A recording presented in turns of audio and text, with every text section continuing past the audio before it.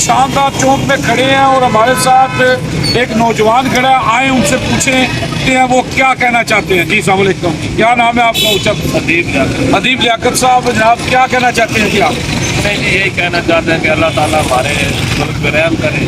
یہ جو سیاسی گہما گہمی ہے اس میں اللہ تعالیٰ کی ہدایت ہے، اور یہ اپنی سیاست کو چھوڑ کے یہ ملک پاکستان کے لیے سوچے۔ جی اس وقت جو حالات ہے، جس حالات سے ہم گزر رہے ہیں، بہت مشکل ہے۔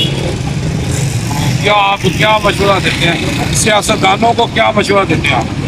سیاستدانوں کو یہی مشورہ دیتا ہے کہ بھائی جان ہوش کے داخل ہے، کوئی عوام کا سوچے، کوئی پاکستان کا سوچے۔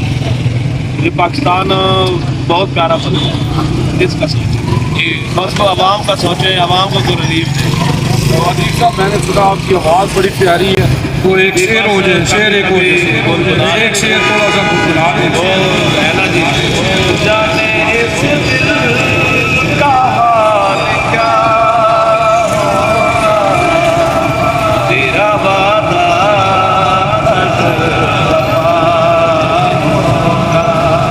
تیرا وعدہ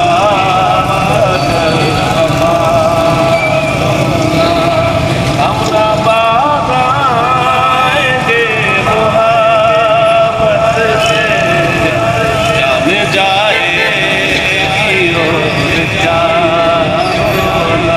اور بہت اچھا کہا جی ادیب صاحب۔